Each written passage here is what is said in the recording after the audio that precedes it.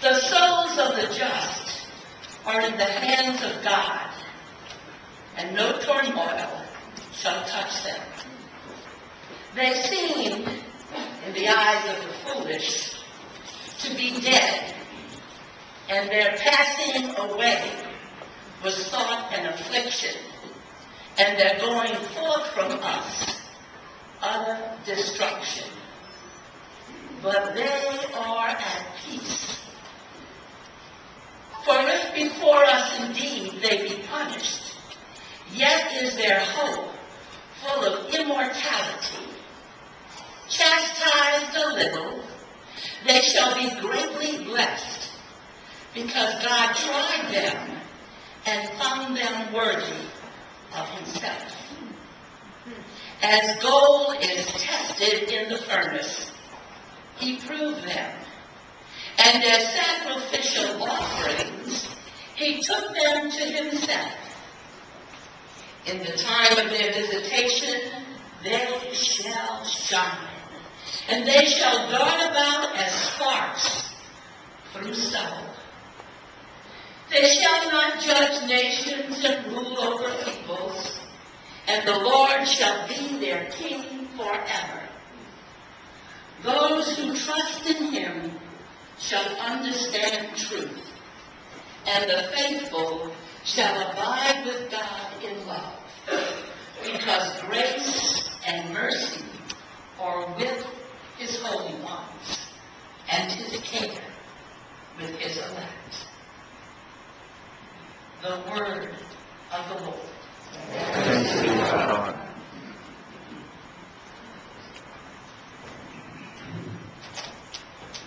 To live in South Louisiana, to live in New Orleans, often as men facing great tragedy, great adversity.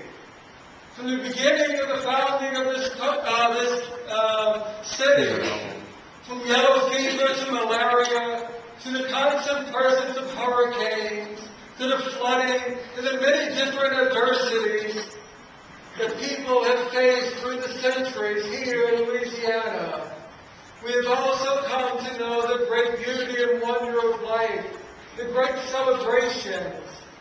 For many of you who have gone to the missions, you know the great adversity we face. And the people that so often live in poverty, live in such harsh situations, often teach us so much about what it means to celebrate, what it means to see God's beauty and God's wonder in the midst of creation. Here in Louisiana, with the slaves and the brutal oppressions for so many centuries that the blacks encountered, in many ways they have taught us to hope. They have taught us to celebrate in the midst of adversity. With the old gospel song that gave the hope of freedom. The times of the blues, in the midst of suffering and despair, that glimpse of hope and a glimpse of light. The great music of jazz. In the midst of suffering, yet we can sing and celebrate. Not long after Katrina, there were many stories in the news and throughout the country. Why should we rebuild New Orleans?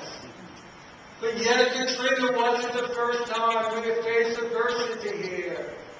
And we have true, rich traditions that cannot die, even with Katrina. As a faith that we celebrate will not die, no matter what adversities we might face. Yesterday in the newspaper, they were talking about a new festival for New Orleans, a fringe festival, as New Orleans has so many fringe areas. But the question was, why would New Orleans need another festival?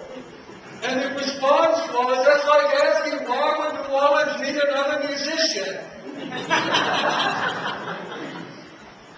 That is what we do, is celebrate. Even in the midst of the funeral, in the midst of the most tragic experience we face in life, we are reminded of hope that we face, the hope that gives us life. And then nothing shows that more than the funeral procession, the jazz funeral. that begins in a dirge. And with that same cloth, the handkerchief that is a reminder of the sorrow and the grief we experience. Not long after we're raising that handkerchief in the air as a second line, and to remind us of the wonder that God calls us to, the blessings in His celebrations. It is something to experience. It never really came home to me as vividly as 2 weeks ago. I was on Magazine Street in one of the antique shops, and Mina Zavala, an artist there, and most of her paintings were about second line, and about the tradition and the wonder, how that brings us to celebrate. And so at this time, in the beginning and the dirge, that morning, to experience those sufferings that we have experienced, and offer them up to God.